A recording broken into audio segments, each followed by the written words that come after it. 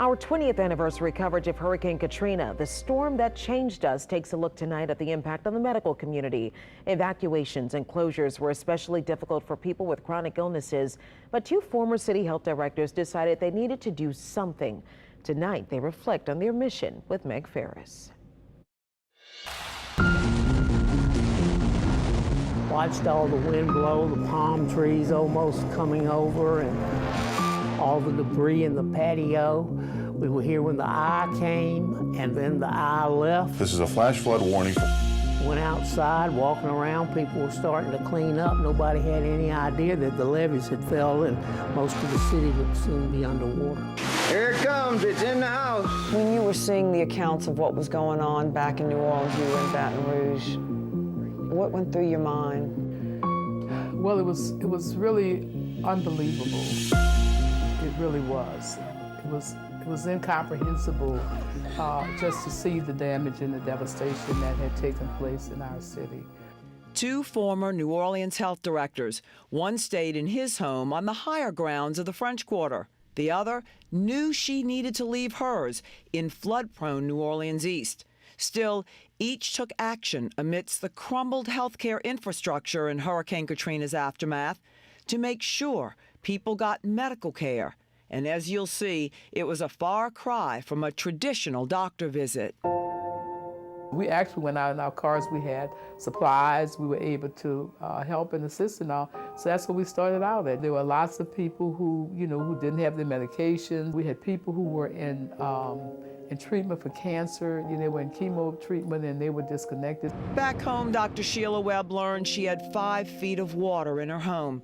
But now, as an evacuee in Baton Rouge, she knew her many patients there, evacuees themselves, who depended on the nonprofit primary care clinics, X-Health, where she's director, were now depending on her. God bless them, because there are a lot of people out here that are sick and don't even know they're sick, And without that trailer, X-Health, being over there, I really don't know where, a lot of us would end up.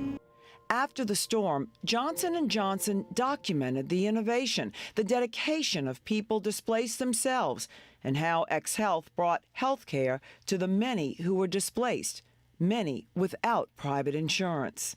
Even though we in Baton Rouge, I feel like I'm in New Orleans. The people are so warm. They were so glad to see me.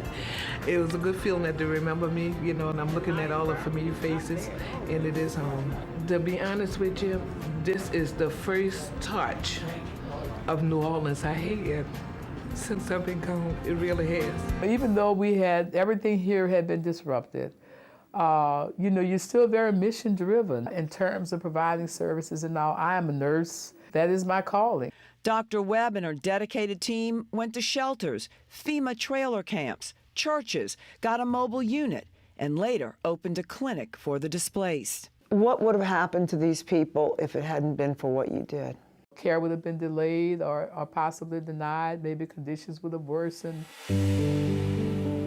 Meanwhile, back in New Orleans, Dr. Bropson Lutz moved into action as well.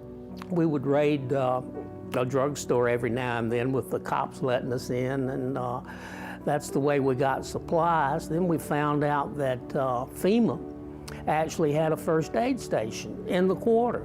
It was in the bowels of the Royal Orleans Hotel.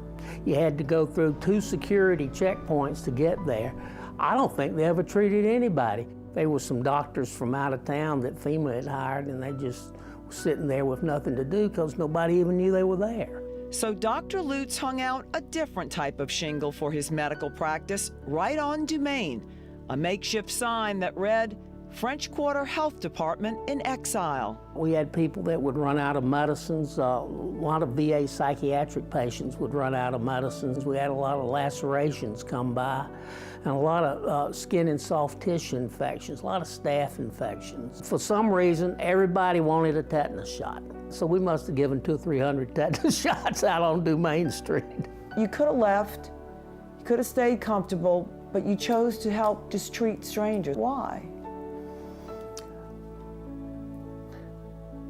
If I had left, I wouldn't know what was going on down here.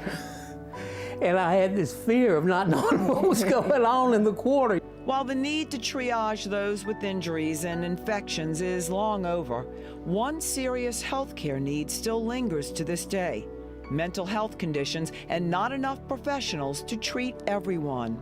And so you have this storm that essentially, disrupts life as we knew it. And many people, had to leave. Those support systems, one of the major things that makes a difference in your life when you're in a crisis is the level of support that you get. Closing the third floor of Charity Hospital, I don't think this city has recovered yet from the third floor being closed. They didn't keep them 3 days and discharge them like it's done now. They would keep them sometimes for weeks until they were stabilized on their medication and really had an aftercare plan. Since Katrina, there have been significant advancements in electronic medical records. This will help if you need treatment in a new location for future evacuations. More primary care clinics have opened around the city, and there is telemedicine for remote treatment. But with the wait times to get in an appointment, the patient portals that have replaced an old-fashioned phone call from your doctor, there is still nothing that compares to the one-on-one treatment by physicians and nurses who care. She saw the need that I had. She saw the pain that I was in. She done everything she could. She came here to my trailer when I got home out the hospital. First doctor visit I think I ever had, a home visit for a doctor to come knock on my door and see about me. But I don't know, without Dr. Sheila Webb, I don't think I'd be standing here telling y'all this story today. Meg Farris, WWL, Louisiana.